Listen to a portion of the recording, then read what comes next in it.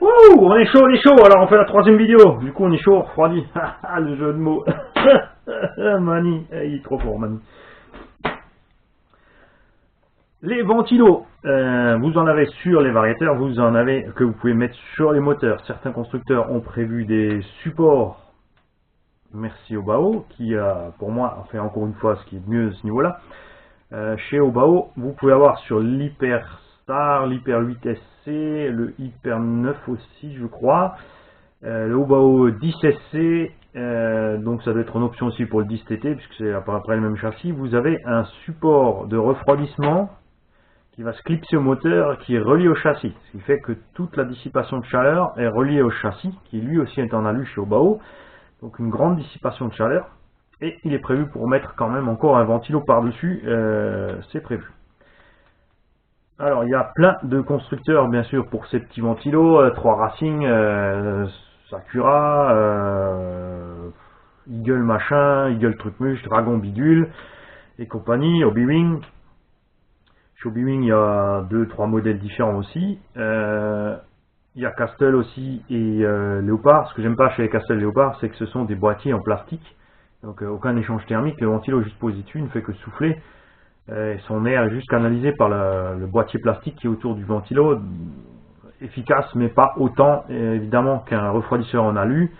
L'inconvénient du refroidisseur alu est son poids, bien évidemment.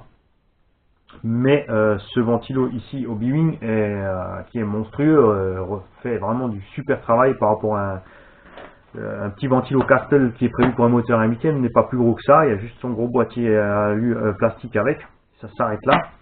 Le Hobby-Wing déjà un gros corps alu qui refroidit déjà lui-même pas mal, plus un ventilateur absolument immense dessus.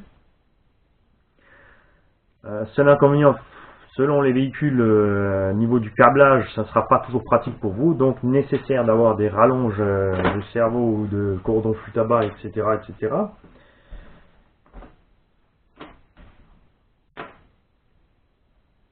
Ne mettez pas des refroidisseurs en hiver, ça sert à rien. Un moteur qui n'est pas suffisamment chaud n'est pas aussi performant. Chaque moteur a une plage de température où il excelle, trop froid il consommera plus, trop chaud il perdra des performances. C'est à vous de voir ce qu'il vous faut faire. En compétition, je ne sais pas ce qu'ils utilisent parce que généralement ça va faire du poids, donc les compétiteurs sont pas très fans. Après ils roulent sur des petites distances, donc c'est pour ça que le refroidissement n'est pas forcément quelque chose de vraiment très répandu. Par contre en loisir c'est vraiment très utile. Préférez toujours quand vous achetez des ventilos qui sont livrés avec des grilles de protection. Vous voyez ici, ça c'est du IR Racing il me semble. Il n'y a absolument pas de protection sur le ventilateur, donc tous les petits débris vont rentrer dedans, abîmer la pale. Ce qui n'est pas le cas ici.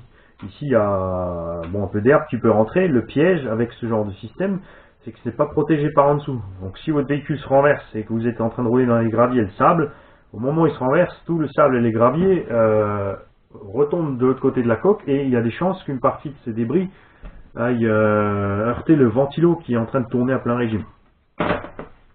Surveillez toujours leur fonctionnement. S'ils bloquent, ça peut créer des problèmes au niveau du récepteur à cause de la consommation qui a augmenté. Si vous avez des questions, n'hésitez pas, posez-moi des questions. Si vous avez des solutions plus simples, si un d'entre vous a inventé un petit refroidisseur à eau avec une pompe de liquide d'huile d'ordinateur, oui je travaille dessus. Faites-moi signe. Salut!